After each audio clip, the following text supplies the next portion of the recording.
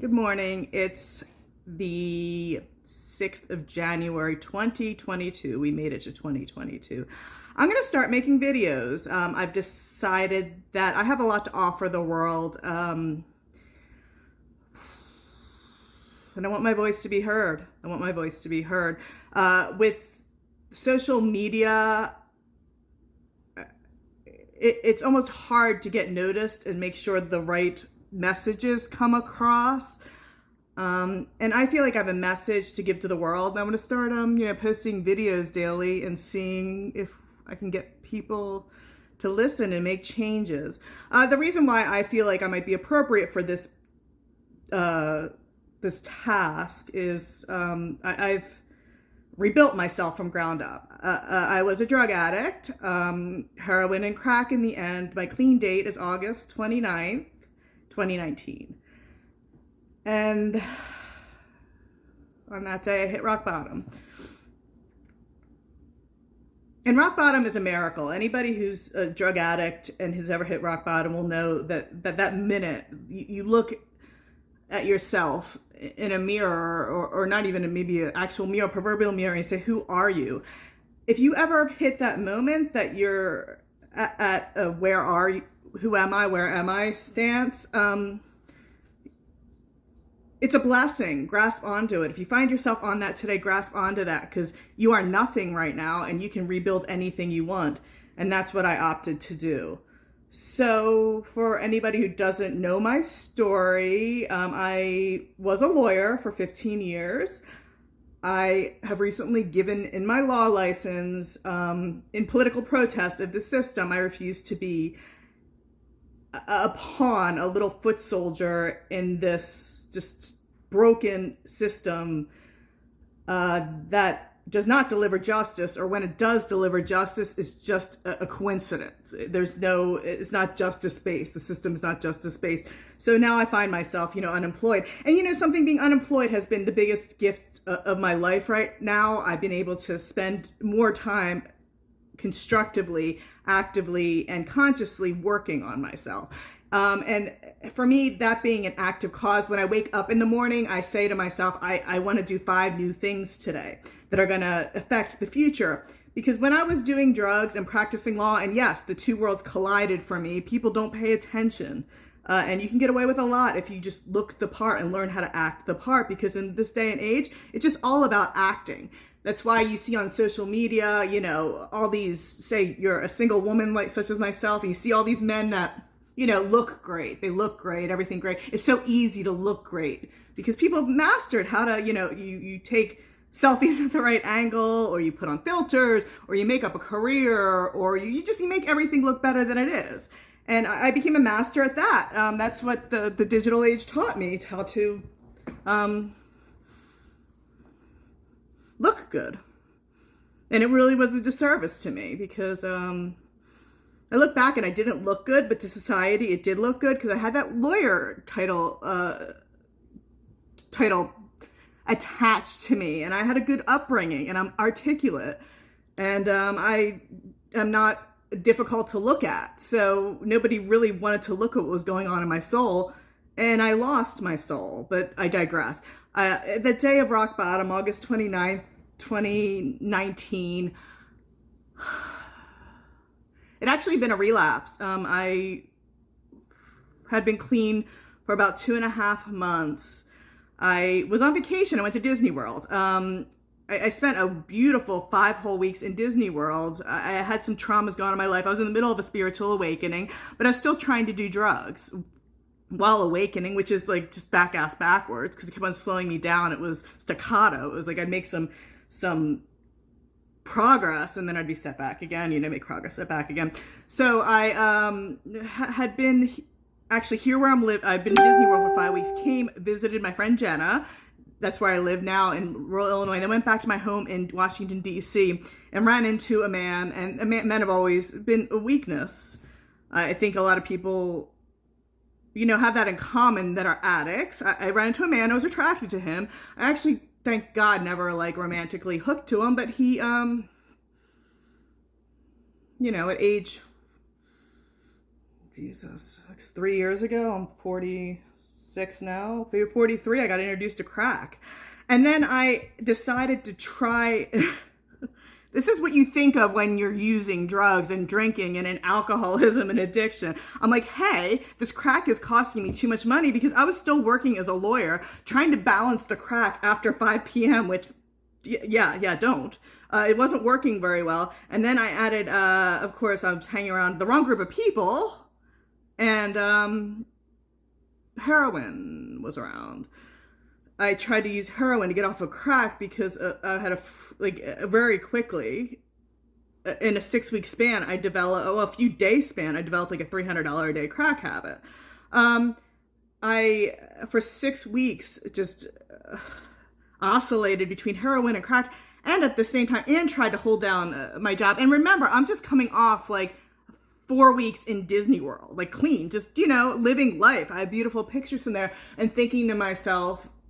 And then after Disney World, came here. I'm in Illinois right now to visit my best friend and played with her children, who were like my nephews, for 3 or 4 weeks. So I just come off like a normal life. I was living normal life. And then all of a sudden, bam, I'm right back in the drug thing.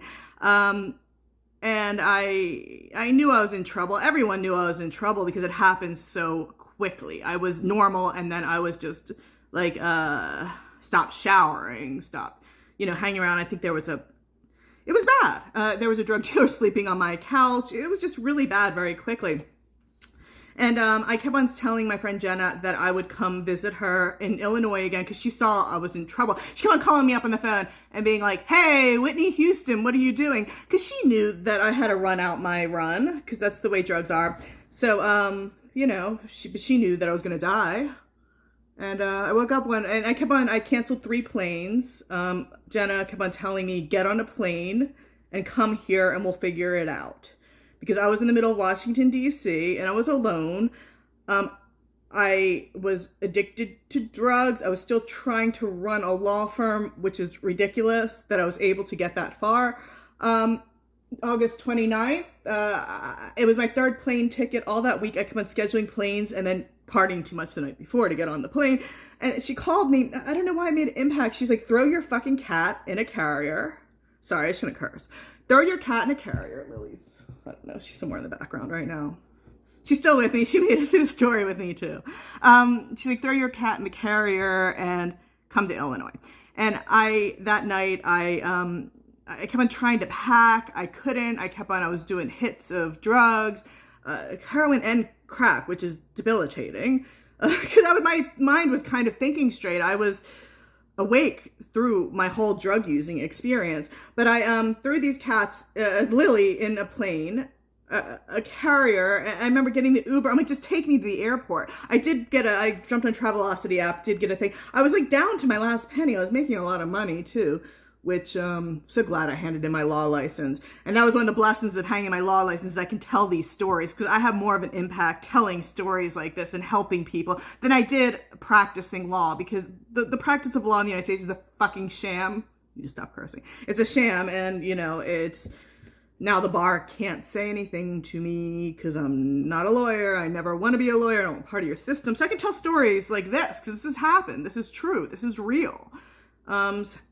So in the middle of packing up my bags, trying to get the cat, my cat's been with me 13 years, and she's seen me through addiction and getting clean and addiction and getting clean. And she's just staring at me. And at one point in time, there was someone sleeping on my couch, and I'm trying to get out, and I knew, and I'm taking hits. And I walked out into the hallway. I lived in a brownstone in Washington, D.C., and I walk into the hallway. And a part of coming to Illinois, I knew I was coming long-term, was I had to pack up. Remember, I'm running a law firm. So I had to pack up all my client files, get them to a FedEx office, and ship them to my friend's house so I could work here. And I lived on the 4th floor of a brownstone, a really old, from 1800s, with a rickety banister. And I walked out to Lily just jumped up here. Come here, Lily. Come here. Don't knock over the phone. Come here, baby. Come here. Sit on my lap. Tell me a story about you. Sorry, the cat's sitting right there. I walked out to the hallway. This is so weird that Lily would come right now that I'm talking about this. She actually forced me out in the hallway. I kid you not, this cat backed me out into the hallway, and I saw myself fall down the steps with these boxes that I had to carry and break my neck. And I saw myself dead. I mean, I saw it. And that was the last time I did drugs. That was August 29th, 2019. Like, it was, I saw myself dead. I'm like, I'm dying. I'm going to die. Like, I knew it. Lily, no. So, threw Lily in a carrier and I made it to Illinois. I didn't move here right away. I came here for 6 weeks and got clean, and then I went to Pittsburgh. I was my ex-husband's mother. I don't know if she knew what I was going through, but she's very stable. There's a very stable family. She's very pretty wealthy too, so she has a nice house in Pittsburgh, and I went there my first I got clean in August. I was in Illinois August, September, October, then October, November, December, January in there. So the first 5 months of my sobriety, I was with other people. And then I actually went back to DC for a little bit. I lived there for until the pandemic started. Well, this pandemic started. this big mess that they're calling a pandemic started. You know, and then eventually I came back here because this town is sacred ground for me. This is sacred for me. I cry when I think about it because I detoxed on a farm a few miles from here. Like, you know, place saved my life. So when people say that, you know, locations won't make a change, I am a proof, you know, that they can. And then I decided I was here. I left my life. And I accepted God. Always been there. I mean, obviously, He saved me. And decided to systematically rebuild myself. And if anybody's paying attention to me, you know I'm a different person. I look different. I talk different. I feel different. I mean, everything's different. But can't believe we've been talking 12 minutes.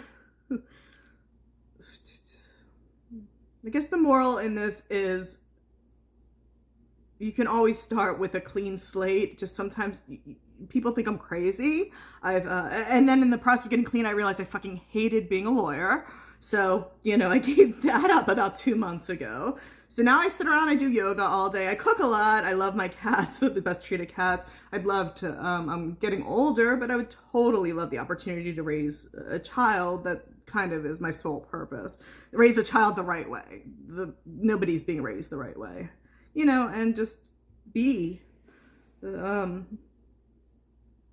anybody can do it if I did it. And that's kind of why I post every day on Facebook, the little mundane things I do, because like I'm doing things now that at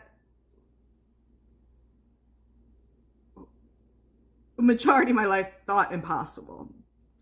So that's my message for today. You know, do the impossible, because the only person stopping you is you. And if you're somewhere, like I hope someone who's high right now listens to my story, because at any time you can stop. And then there's life beyond that. It wasn't easy. That was 2.5 years ago. It's taken a while, but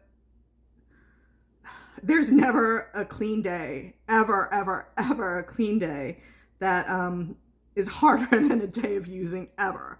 So even the biggest challenges I've had, even giving up my law career, I'm unemployed right now.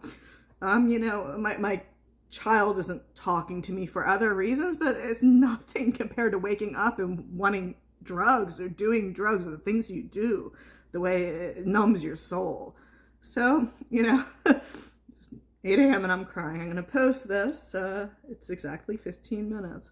Have a great day, people. Bye-bye.